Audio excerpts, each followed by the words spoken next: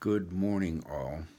It's about 9 o'clock in the morning, Pacific Standard Time, and I wanted to share something on this New Year's Eve. You know, what can I do? I have to, my cheeks go jolly red when I think like this, but I have to just share, okay? I've written a few things down. I'll talk a little bit about it. It'll be over 3 minutes long. Sorry. End of year, blather, blather. Anyway, here's where it goes. The tricycle community is its leading quotes are always from Daily Dharma. And today we're told that the mirage of the mind consciousness is the greatest hindrance to soul freedom. So as we lived through life and consciousness becomes part of the awareness in which we live, the mind wants to take over. The mind wants to say, this is my consciousness. And of course, that's nonsense. The mind has to sit back and be quiet because the consciousness belongs only to the beloved. Kuan Yin, the one, the source, the whatever. It hardly matters what the language is. But the unity that comes out of all this created diversity. There is only one creator in all the diversity. So that unity. Mind consciousness doesn't get it. Soul freedom is what we're after. Okay, number one. So, my mind lives in its first 7 years. It's often very difficult for me to separate myself from the role of a child with a kindly, loving, filled to the brim mother. Really, loved by mother.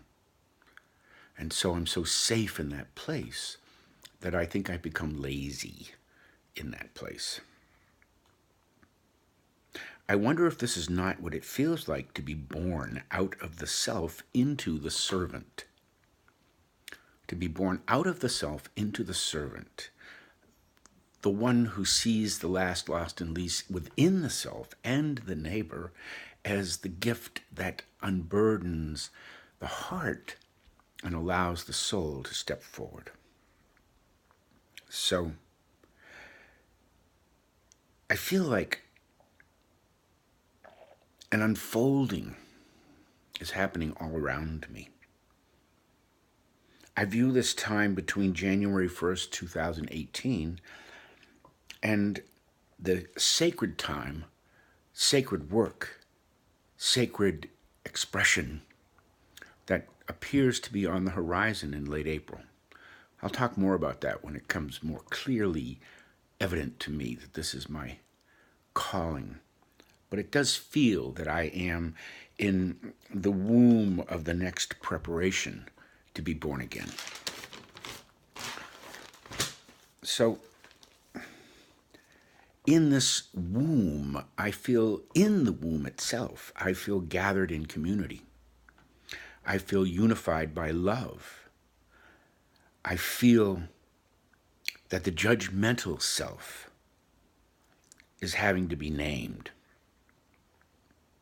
That my views and actions of me and others are less than they should be. That I spend too much time in disapproval of the ways of all of us. Start with me. I know how to practice a case against me. I know how to do it. I know how to go over evidence, and I know how to keep files. I don't forget, I watch out for the next transgression. I am nobody's fool. You can't get away with anything when you're around me. I am a character in one of those myths that relies on good guys and bad guys. I am cast to be so good and born to be bad. I am one of those I love to hate when it comes to self-dealing. Hey, listen, I know a trick or two. And thus ends my year-end rant. So, as the Venerable Shashwan says, I'm sorry to speak your name so poorly, the grace in his book, The Grace in This World, the most comfortable and wisest person is she who watches over their health when they are healthy. He who guards his country when it is untroubled. She who cultivates her fields when the weeds are non-existent or scarce. There it is. That's the message for the last of the year. One more coming tomorrow. And by then it'll be the first of the new. So in that space, I love you so very much. Thank you for putting up with me. Thank you for listening sometimes.